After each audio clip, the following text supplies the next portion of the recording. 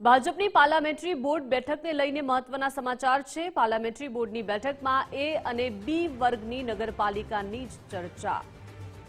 નાની કક્ષાની સી અને ડી વર્ગની નગરપાલિકાની ચર્ચા નહીં। સી અને ડી વર્ગની નગરપાલિકાની સ્થાનિક કક્ષાએ ચર્ચા પૂર્ણ। ઝોન સંકલનની બેઠકમાં નાની નગરપાલિકાઓની ચર્ચા થઈ ચૂકી છે।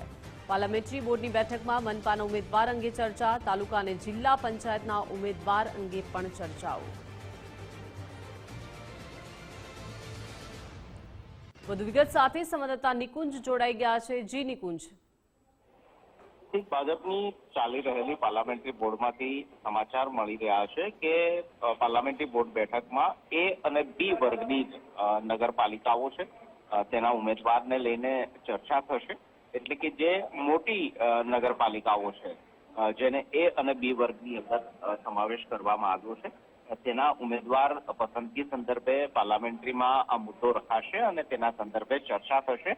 જ્યારે નાની કક્ષાની જેને સી અને ડી વર્ગની નગરપાલિકા કહેવામાં આવતી હોય છે આ નાની સી અને ડી વર્ગની નગરપાલિકાઓની ઉમેદવારોની પસંદગીની પ્રક્રિયા સ્થાનિક કક્ષાએ અને 2 દિવસ પહેલા જે ઝોન સંકલન બેઠક મળી હતી તેની અંદર મહદઅંશે પૂર્ણ થઈ ચૂકી છે અને જેના કારણે હવે પાર્લામેન્ટરીની અંદર નાની સી અને ડી વર્ગની નગરપાલિકાઓના ઉમેદવાર સંદર્ભે ચર્ચા નહીં થાય તે પ્રકારની જાણકારી મળી રહી છે। અલબત્ત 15 જેટલી મહાનગરપાલિકાઓ તાલુકા પંચાયત અને જિલ્લા પંચાયતના ઉમેદવારની પસંદગી સંદર્ભે હાલ પાર્લામેન્ટરી બોર્ડની અંદર ચર્ચા ચાલી રહી છે। ઝોન વાઇઝ અલગ અલગ જે જિલ્લાઓ છે બોલાવવામાં આવી રહ્યા છે અને તેના સંદર્ભે ચર્ચા ચાલી રહી છે। જી નિકુંજ, આભાર વિગત સાથે જોડાયા તે બદલ।